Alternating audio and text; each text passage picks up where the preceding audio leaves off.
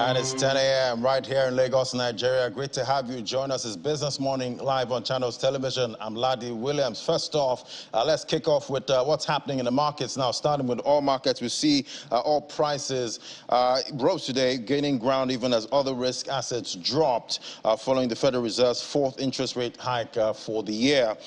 We see Brent crude there settled up $1.51 to $96.16 per barrel, while U.S. West Texas Intermediate crude WTI settled up $1.63 to $90 on the nose of gains that the EBB after settlement showed that we see the rate hikes there affecting oil prices and other markets there. Then the wheat market that we see, Chicago wheat lost more ground today after Russia said it would resume participation in the Black Sea grain export deal, reversing its decision and easing concerns over food supplies.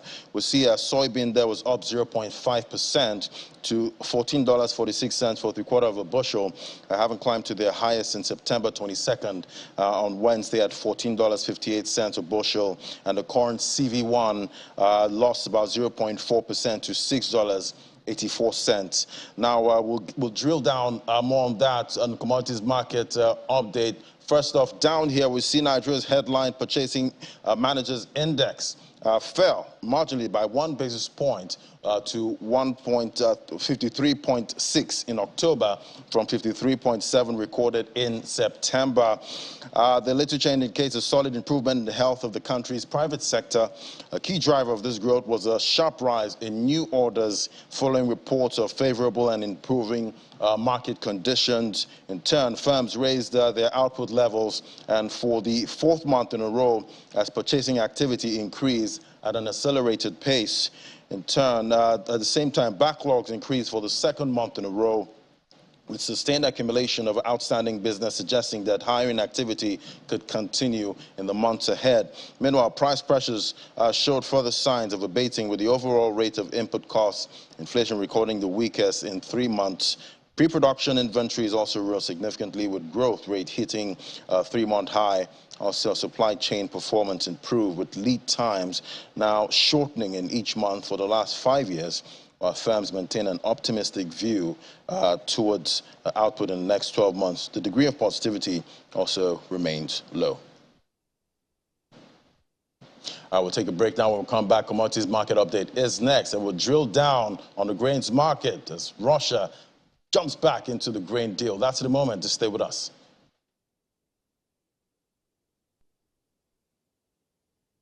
Welcome back. Let's get to the commodities market now. We have Dr. Adesola Sumoni, analyst, Financial Directors Company, joining us now to bring us up to speed. Great to have you on the show. Thank you for having me, Ladi. Yeah, so now we have certainty. Great news there coming from Russia and Ukraine. Russia back in the deal, and we see wheat dropping. Yes, indeed. I mean, we had this conversation on Tuesday, like, and I told you that we expect that, Russia is going to come out with a statement this week. And quite surprisingly, they came out quicker than everyone expected. I think some analysts have said that Ukraine kind of called Russia's bluff, because despite Russia pulling out of the deal over the weekend, on Monday, Ukraine still exported around 350,000 tons of grains, and nothing happened, So I think some people believe that, Ukraine called Russia's bluff, but underlying all of this, I think Turkey had a discussion with Ukraine about how, the implications of Russia suspending the deal on a lot of low and middle income countries. And thankfully, as soon as Russia, announced that they would rejoin the deal, we saw prices of many commodities decline, almost erasing the sharp increases we saw earlier in the week. So that's positive.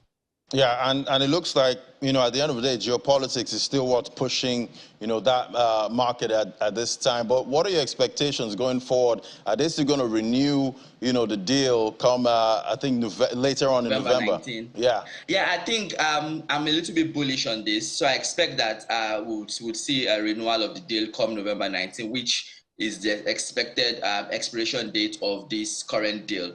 But I think that first of all, it's positive that Russia came back to the table quite quickly, because it could have been messy, if Ukraine continued to export grains out of the Black Sea region without Russia's support. But I'm glad that happened. But on the other hand, we're also seeing some dryness in major wheat growing regions in the United States, which could affect the supply of wheat globally, and that could push prices up. But generally, I think this I expect I'm bullish about the agreements with Russia between Russia and Ukraine, and I expect that should support prices in the near to medium term. What do you see coming next for grain traders? Do you think they're still going to be, trading all of this geopolitics right now, or are they going to just, buy and hold, some of these commodities?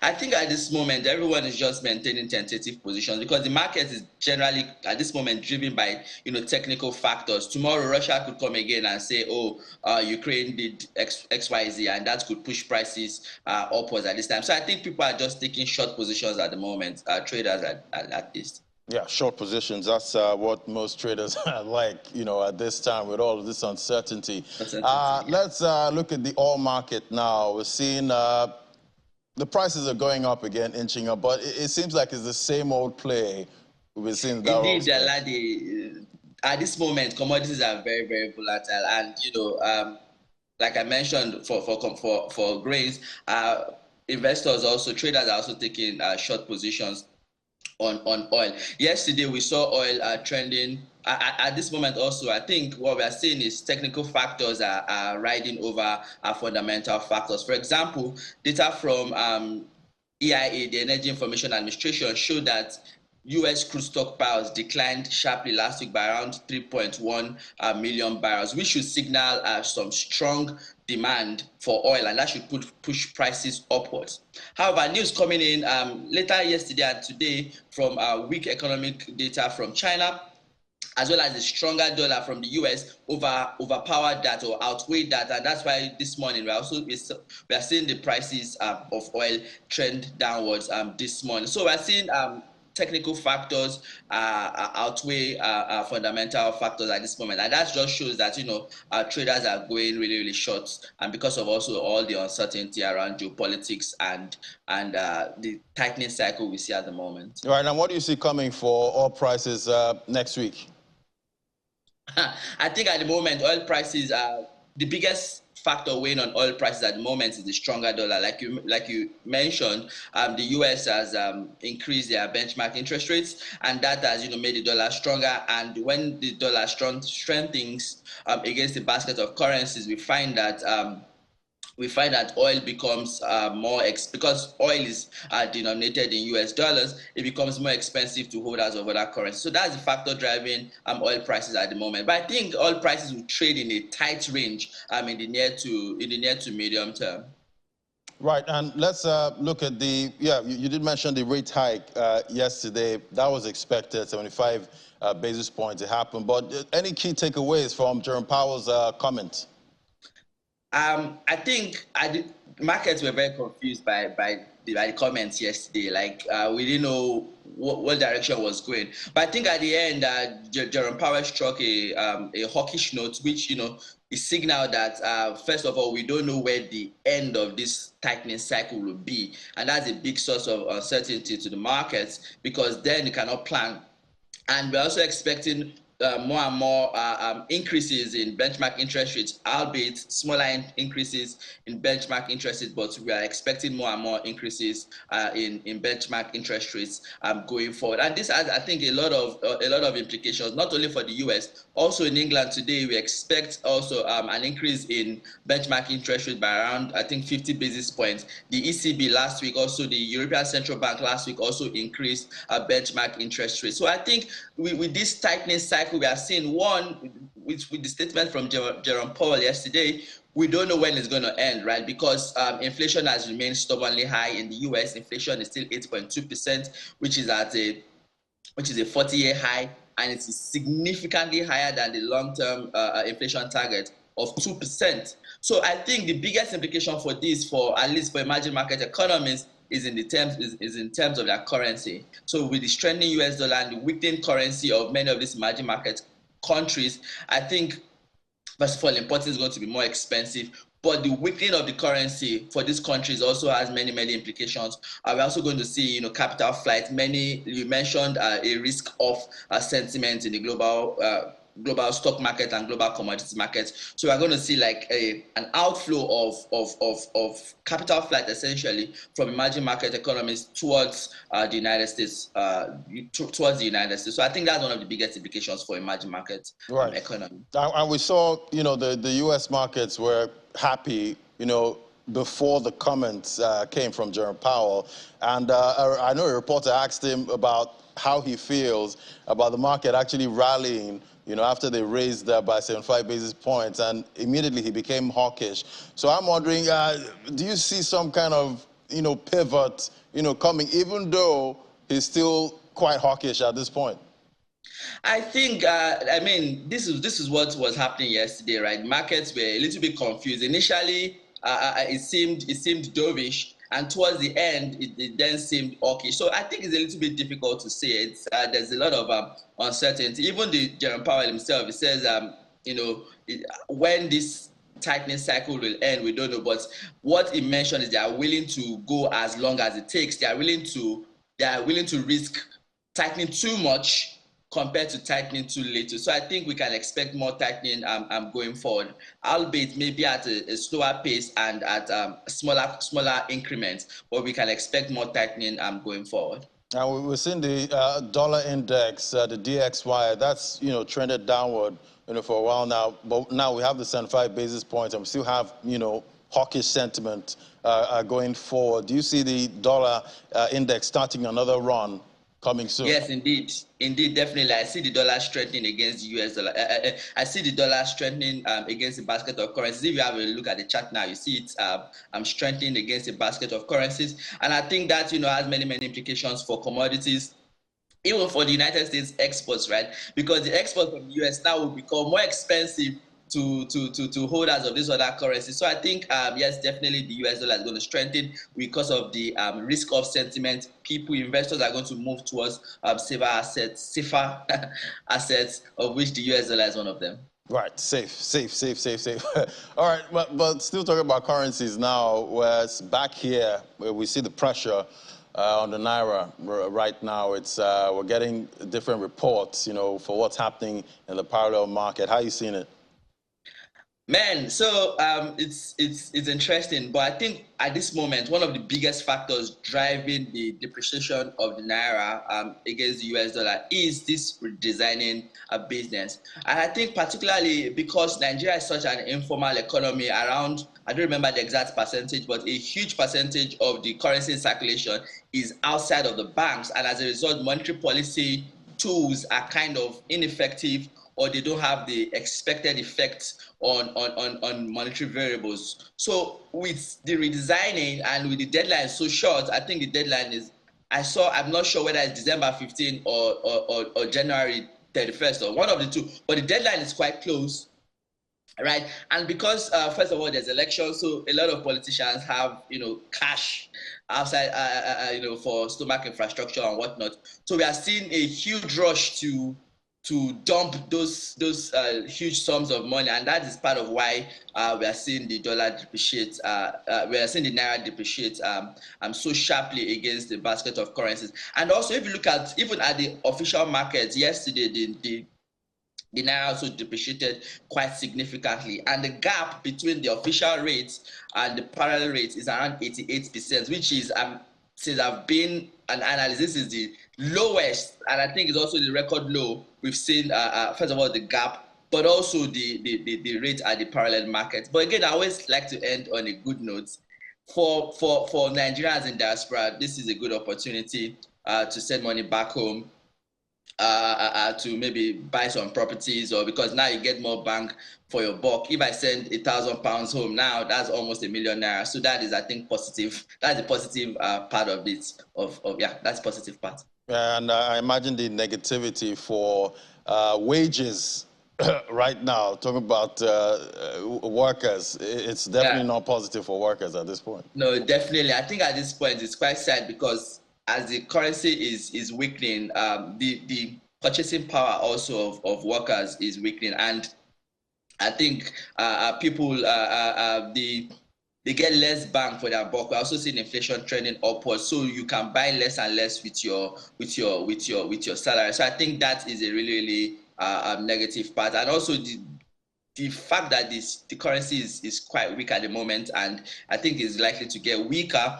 I think it's going to also discourage a lot of traveling, a lot of importing, a lot of businesses. So I think that's also the negative part, and it's quite significant. Yeah, and also, talking about the naira now, we've had, projections for that 1,000 naira level, and obviously it's a scary level. What do you see happening if that actually happened? I think it's I would say that it's psychological resistance point. So I think people are betting against the naira. Let us put it that way. Oh yeah. So a lot of investors are betting against the naira. I hope not, because that would be really bad, I think. So let's hope not. This is a psychological resistance level, and I hope it doesn't get to that. It doesn't happen. We don't want to see that happen. What's happening with cocoa? Oh, the prices of cocoa are trending upwards. I think we are seeing in many West African growing regions. Again, it's quite important, West African growing regions, because they account for more than 50, I think around 45% of total cocoa exports. And so we are seeing excessive rainfall and excessive soil moisture, which is kind of breeding these black pod diseases, and it is kind of weakening the harvest from many West African growing regions, particularly Ivory Coast and Nigeria. And this is kind of creating a shortage of cocoa in the global commodities market, and that is why we are seeing prices trending upwards at this time. And I'm sure last time we talked about the domestic commodities market. How's it looking today? Indeed, the same factors are driving the domestic commodities market, and I think it's quite bad for people in Nigeria, because we are seeing eroding of their incomes. We are not seeing wages increase, or the pace of increase in wages is very slow, or is very small compared to the increases in domestic commodities prices. We are seeing, for instance, the flood is really that is wiping a lot of harvest off the market. So we are seeing kind of shortage of many domestic commodities markets. If you look at our slide, you see prices trending upward. In addition to that, we are seeing, because of the weaker currency, we are seeing imported inflation, and some of these commodities, the prices of these commodities are increasing quite sharply. Like I mentioned on Tuesday, a bag of rice now costs 45,000 naira, which is up around 40%, and I think that's quite significant. Even a 50 kg bag of gari now costs 23,000 naira, which is up 77%. So I think at this time, it is. I think the government should consider some relief packages or some form of safety net for the most vulnerable portion of the population, because these sharp price increases have very important implications for farming, starvation, food insecurity, malnutrition, and things like that. Exactly. Well, Desola, I know you're in the UK, and I have hope you're going to be sending down some pounds so I can, make do with what I have here. Indeed. Indeed. All right, Desola, Dr. Adesola Sumoni, analyst, financial derivatives company. Thank you so much.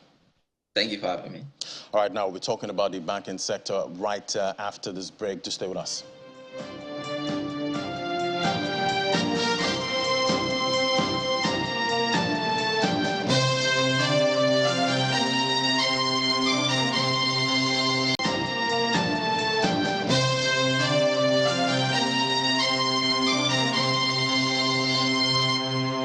Welcome back. Still watching Business Morning live from Channels HQ. Now to our next conversation. Last week, the investment research arm of AfriInvest West African Limited launched the 17th edition of its annual Nigerian banking sector report. The theme, Brace for Impact. Report x-rayed how the Nigerian banking sector has fared in an economy yet to fully shrug off the aftermath of the pandemic.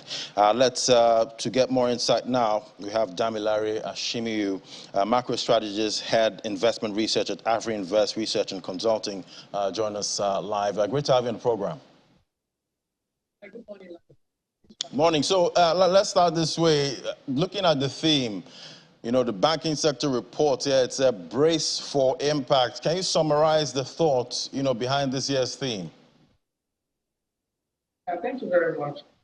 So the theme of our 2022 banking sector report is actually the pillar strength of all our forward-looking recommendations, both to the players in the banking industry as well as to the general economy as well.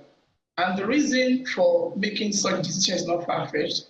The banking sector is a strategic bridge or link in every economy. Talk of from the point of matching a deficit economic agent to the surplus one in terms of mobilizing loan and giving out credit. Talk of the implementation and effectiveness of monetary policy or fiscal policy when the CBN is thinking of pursuing aggressive tightening like what we're seeing now, it goes through the banking sector. If the federal government is thinking of maybe an expansionary monetary policy, like some of the stimulus injection we saw in 2020 during the pandemic, it still go through the banking sector. So the banking sector is a very important bridge between every agent of the economy. So why we think this year's report, Brace for Impact, is that in our analysis of the trend in the broader economy, especially in the last decade to 2021, we analyze that in the context of how banks have performed and what we expect going forward. Now, the key interesting thing we were able to get from our analysis is the fact that in as much as the business environment has been very challenging, you know, banks in their own capacity have, you know, remained resilient, have continued to give their best to deliver on optimum performance. But again, there is a limit to which the banks can do because the bank is a subset in the big set of an economy. And we've seen how so many economic fundamentals have weighed on banks, you know, performance capacity over the last decade. Like I mentioned, inflation between 2012 and 2021, the last financial year, has risen about 191%, so to say. And this had significant impact on both the gross earnings and profitability of banks. In fact, in terms of cost, in the last 3 years, we've seen banks' cost of operation, the industry's cost of operation, rising in double digits, which is,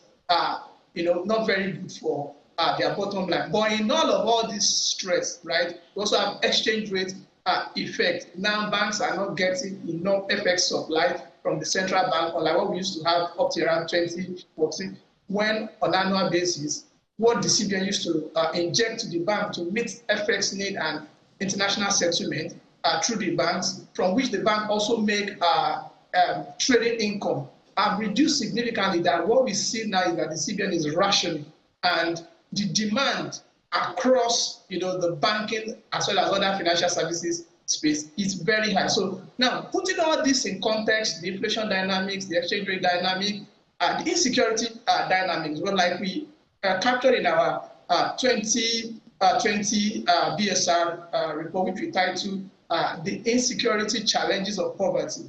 When there is high poverty, there's high tendency that there will be high insecurity. And when there is insecurity, banks are also not spared. I mean, a lot of banks have shut down some branches because of insecurity concerns. So these are some of the fundamental factors that we have analyzed going to the future. And we've seen that more effort has not been put in place now to resolve this problem, which makes the forward-looking expectation for the banking industry to be a bit challenging, more challenging, especially as we head into 2023, which is also an election year, and a lot of uncertainty is around the year. But we believe that with the message we have passed to banks that they need to brace for impact, they've done it before, they've been resilient. We have gone through two different recessions in 2016 and 2020, and the Nigerian banking industry kept delivering impressive performance, even outperforming the broader economy despite the numerous challenges. So this is just like a wake-up call for the banking sector and even for the Nigerian populace as we head for the polls in 2023, that for there to be a transformation, for there to be a revival of everything that has gone wrong in the economy, irrespective of who becomes the next Nigerian CEO in terms of president, every reform that will come to fix the economy, to put the economy back on track, will come with some slight pain. But it will be good if you get it right with the leadership, because it will be temporal. Then things will get better going forward. So these are some of the major things we highlighted in the report, and a lot of recommendations for both the banking industry as well as the general populace. All right, Damilare, but do you think the banks are bracing for another impact of this Naira redesign? You know, that's is going to bring a lot of people to the banking halls at this time. Yeah, so ordinarily, this is actually one of the things the CBN intends to achieve, right, by this policy. The claim is that there is a lot of currency in circulation. The CBN put the number at 85%. Though in our own analysis, we actually saw that that trend has actually been existent for long. If you analyze CBN data on currency outside of bank as proportion of currency in circulation since 1960, the trend has always been there. But what the CBN perhaps are trying to, maybe let me say the biggest point that the CBN put forward this time that we feel is more justifiable in all the reasons for going about with this currency change plan is the fact that there are a lot of counterfeit currency outside, right? Though the CBN didn't put any numbers there, but if there are a lot of counterfeit currency in circulation, there's a national security threat. And we feel from that perspective, it may not be a bad thing. But when you look at it from the banking industry player, now this is going to exert a lot of pressure on them. And in the CBN announcement saying people will even have Saturdays to them to come to bank and deposit all these old notes, you ask yourself, the CBN does not make any provision for how to compensate bank on the cost pressure that will come with this extra day of work, because now it means bank will need to deploy, bring in their staff to work for extra days, and even if it's contract people that will do that, that's an extra cost. These are banks, many of whom have started shutting down 4 p.m. these days because of high cost of energy item. I could recall earlier around February, March this year, we saw a lot of circulars from different banks announcing that they'll be shutting down 3 p.m., 4 p.m., depending on how they have viewed the weight of their costs. So these are some of the costs that banks will see. It will stretch them in terms of cost of operation. It will also stretch the banking staff. But again, if this is a sacrifice the CBN thing need to do to mop up back currency in circulation, as well as taking away a lot of money in circulation that is making their policy not to be effective, though we differ a bit because we feel that the so-called amount we are trying to mop up in the economy is not as huge as other factors that are driving the high inflation level. So we have about 3.4 trillion in circulation in terms of cash in circulation, but we have a lot of deficit financing from the CBN that is running, north of 20 trillion, broad money in excess of 49 trillion. And so basically, if you look at it from the point of broad money money circulation to broad money, perhaps Nigeria is actually already a cashless economy because that ratio is very thin, not to even talk of comparing in terms of ratio to GDP. But the point is that it doesn't take away anything from the CBN's effort to take out the bad news and to ensure that the money in circulation are within the confine of the banking industry for the efficacy of monetary policy. Okay, and last week we saw, Moody's, they did give some downgrades for some, financial institutions and non-financial institutions, but for the banks, about 9 tier 1 banks were set for downgrade by Moody's. How do you see that? Yeah, and that's why I mentioned earlier that banks are subsets of the happenings in the general economy. You recall that Nigeria's long-term credit rating also was downgraded, I think about a week and a half ago, right? So because irrespective of the effort of this institution, they are still limited by the growth strength of the economy and the dynamics in the macro environment. And I'll paint an example. If you look at gross earnings of bank in nominal term, compared to the base year, let's say 2012, last year, based on our banking sector analysis, gross earnings of Nigerian banks was about 5.6 trillion in nominal terms. But if you discount that value by what has happened to inflation over the last 10 years, right? The gross earnings of Nigerian bank in 2021 is actually about 200 billion short of gross earnings in 2022. In real terms, so in 2022, gross earnings was about 2.1 billion. But because of inflationary effects, that has eroded it. Same thing if you look from the perspective of capital base of bank. After the capitalization exercise in 2005, regional banks' capital base was put at 10 billion, national at 25 billion, and international at 50 billion. Now, if you look at what has happened to Naira to dollar exchange rate over 2005, this is talking about exchange rate valuation, right? For the national banks, regional banks now, to have a capitalization that is strong, like the level in 2005, when you convert it to dollar, then that regional capitalization baseline should have increased to 33 billion. That of national bank should have increased about 66 billion. That of international should have moved above 100 billion. So that shows you that, because when Moody or any of these foreign agencies want to rate the Nigerian bank, they rate their capacity, their assets, the value they're able to create, the wealth they have with them. They rate it in the context of the global standard. And what is the global denomination that will be used in assessing this? It is the dollar. And when you look at the value of what Nigerian banks have done in terms of gross earnings, profitability, and what have you, by the time you discount it in dollar terms to compare favorably with other banks across the world, you see that the banking sector truly is going through a lot of tough time, which might actually not really change anytime soon, given that we have not seen so much effort to address the root cause of some of these fundamental factors that are affecting the banking industry. Right. So much there for the banks to actually deal with at this time. So many headwinds. Thank you so much, Damilare Ashimi. You head investment research at Afri Investors. Great having your perspective. Thank you for having me.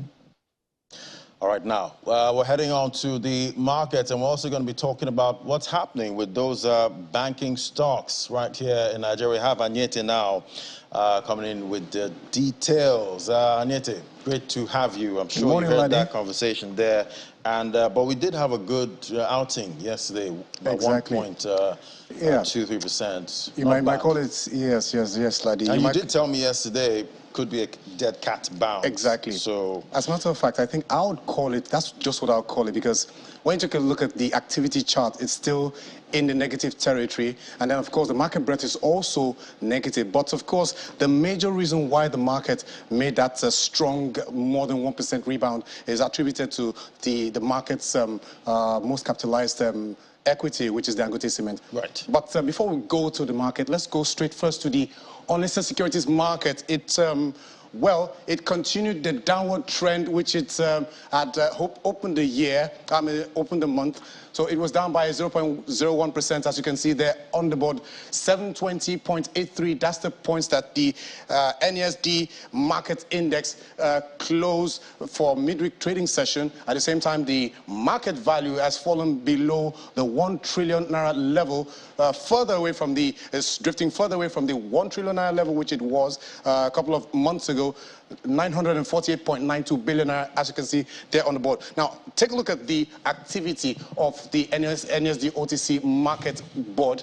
Volume was actually up by 292.43%. That's where you see there, in contrast to the previous session. At the same time, the value was also up by more than 656%, while the dues was also up by 125%, but not too much of activity there. Now, if you take the gainers, it had only one gainer, which is Friesland Campina Wamco. It went up by, it's actually a loser.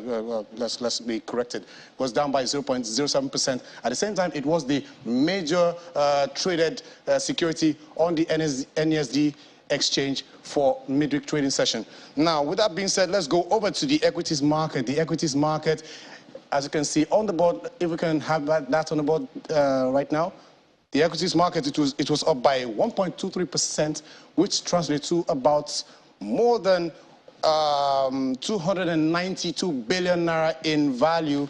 Now the all-share index has crossed back to the 44,000 level. At the same time, the equities cap, or the total value of equities listed on the Nigerian exchange, has gone back to the 24 trillion naira level. But let's just hope that that will be sustained, because the fundamentals, well, still not too strong, and the market is still defying a flurry of earnings which has been pouring into the market from companies listed on the Nigerian exchange. Now, take a look at the activity performance. Banking sector, it recorded profit-taking. Also, the consumer goods sector, as well as the insurance goods sector. But here you see Dangote Cement was the major reason why you see that nearly 4% increase on the industrial goods counter, while the oil and gas, it was supported by some of its key components on the exchange. Now, let's take a look at the activity chart. In terms of activity, it was not too impressive for the activity chart. The volume, value, and dues, they were all in the negative territory. Take a look at the volume of shares traded for yesterday. It declined by 10.10% in contrast to what you had on Tuesday. Value was also down by 61.97%, while the dues carried out was also lower by 7.64%. So that's it for that market. And at the same time, Sterling Bank led the volume chart with 15.63% contribution at 24.28 million units, while MTN topped the chart in terms of value. It contributed more than 15.65% at 238.86 million naira. Now, if we have our analysts to talk to us there, we will be having Juliana Ogunkoya, who is an investment analyst at Meristem Securities, to tell us more about the market activity. But if we don't have her, I think we can still continue with the market. Okay, so now I understand we have Juliana Ogunkoya to talk to us more about the market. Thank you for joining us, Juliana. Thank you, Anita. Thanks for having me. Good morning. Okay. Okay, I mentioned earlier, well, you see the market, the stock market, the equities market, it made a strong rebound. Now, will you call that a dead cat bounce? And at the same time, why is the market still not responding much to a flurry of earnings released by listed equities? Okay, so yesterday the market closed up by 1.23%. This was mainly due to the buying interest on Danksem, which is categorized as a large cap stock. However, 19 stocks closed down still, while 9 gained. So this means that the bearish sentiment is still very much in the market, and we don't expect this bearish sentiment to close down anytime soon. So, and this is mainly due to the fact that the prevailing economic headwinds still exist in the macroeconomic environment, and also investors' confidence is still very low, considering the fact that there's still heightened political risk, looking at the fact that election is very close, and also. Investors are actually cherry picking on some of the stocks with very good fundamentals. That's like the financial services sector. However, for stocks like the consumer good insurance sector, bargain hunting on these stocks has been very minimal. Okay, so now you said something about the election playing into the market. And of course, we're in the month of November, which is not too far away from the festive period. Now, do you see, what stocks do you think could maybe rev the market before we could be expecting, if it's possible, a December or a Santa rally in the coming month? So for now, investors are quite, the activities have been mixed on the banking sector and also the oil and gas sector. These two sectors have been seeing some level of bargain hunting because, number one, we know all the oil prices have been increasing for a while, considering what has been happening in the global markets that has been driving oil prices upward. And this is also reflecting to the positive performance on the oil and gas companies. And also for the banking sector, we've seen continuous hawkish stance of the CBN, which has translated into higher interest rates for those banks and also reflected to their positive performance. So yes, if investors start taking position on those two major sectors, we might see a possible reversal of the bearish sentiment. However, barring any corporate action or significant gain on some majority of this large cap stock, the bearish sentiment will be sustained. Okay, so now before I let you go, what's your outlook for Thursday's trading session? Yeah, so I mean, we still expect investors to continue cherry picking on some of those banking stocks, and also, however, barring any significant gain on the large cap stock, like I mentioned earlier, we might see the markets closing down again. Okay. Thank you for that analysis. That was Juliana Ogunkoya, investment analyst at Meristem Securities Limited. So, Ladi. Yeah. So either we get a Santa rally or a Santa dump. Well, for me, I think it's not too far to look into the market rally. I mean, for a Santa rally, but I think I'll still tell people, or I'll tell investors to continue to trade cautiously. The market is there for both gains and losses, whichever way you pick it. All right. Well, I'll be waiting for something from Santa. Exactly. Depends on what it is. Thank you so much, Anita. Pleasure. All right, we'll take a break now. When we come back, we head to London. Do stay with us. This is Business Morning.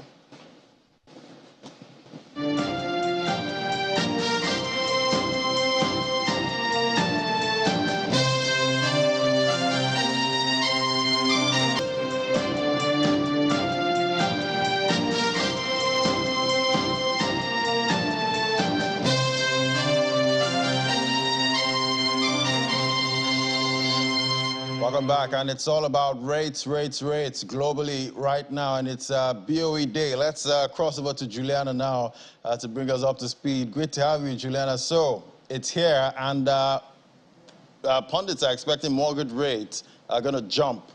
What are you seeing? That's right. It's a big day today. As you said, Laddie, Bank of England interest rate day at about 12 o'clock noon. We're expecting the results from the 9-strong Monetary Policy Committee members. Now, economists are forecasting that this is going to be the biggest rate rise that this country has seen in about 3 decades, of 0.75%. Where we are is 2.25%, so that will take interest rates to about 3%, which basically means for the layman that the cost of borrowing is going to cost so much more. And the reason why, of course, the Bank of England are doing it is to try and bring down inflation, which is currently at double digits, way past the benchmark, which is supposed to be 2%. The only kind of talking point is that the Bank of England are kind of going into this meeting blind because, of course, they were supposed to have a forecast from the Office for Budget Responsibility on Monday. That was pushed back by the Chancellor Jeremy Hunt and the Prime Minister Rishi Sunak to the 17th of November.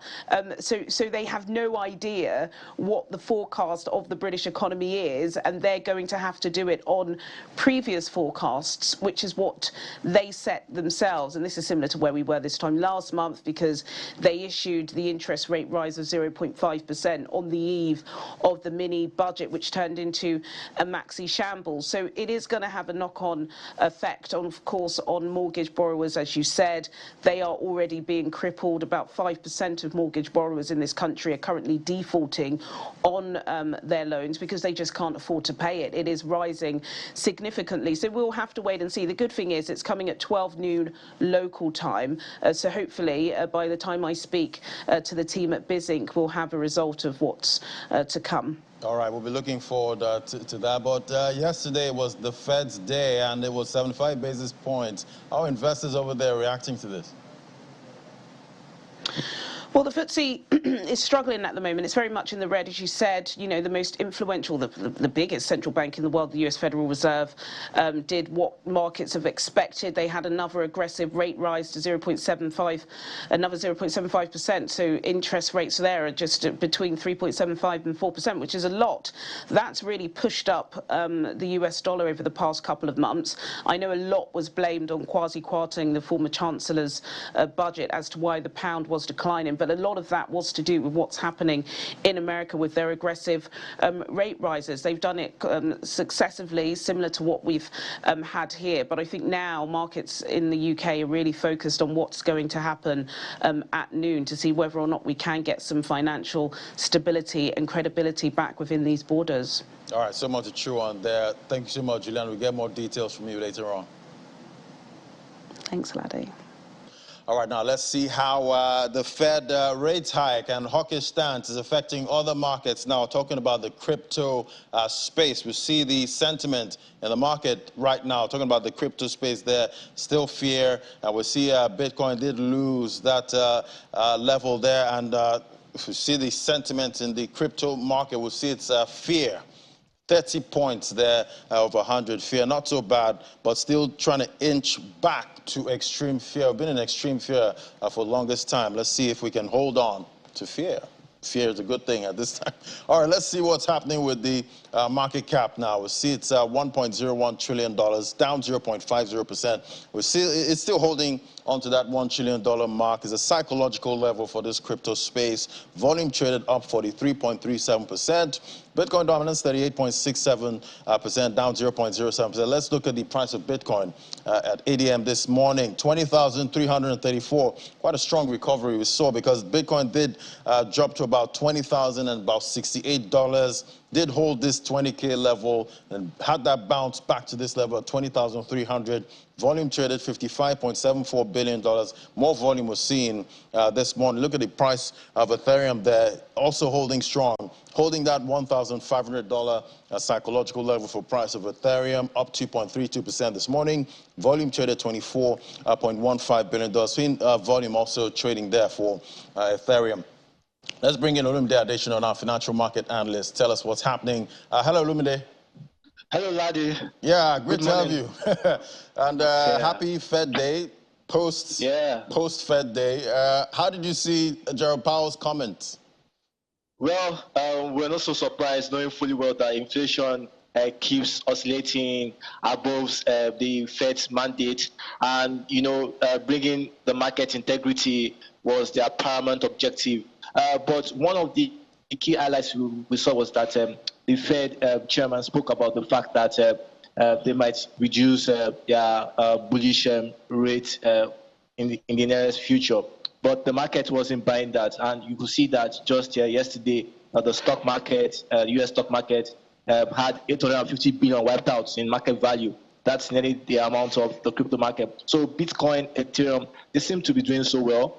And, speaking with Cizzy in Portugal, he highlighted the fact that the crypto market still remains very strong, knowing fully well that no financial asset has outperformed Bitcoin in the last decade. And it really makes a lot of sense in that. And you could see that despite the sell-offs we saw in top stocks, particularly in Facebook, Google, Apple, you could see Bitcoin still fighting to keep the $20 support level. So, Ladi, I think for me, the net term I'm bearish. In the mid-term, I'm neutral. But in the long term, I'm very bullish about the crypto market because what we're seeing right now is that institutional investors are positioning themselves. We're seeing entities across the ecosystem building and using the opportunity to grab in talent and buy distressed assets. So I think it's more about the strong beings staying in good shape and the weak feeding out.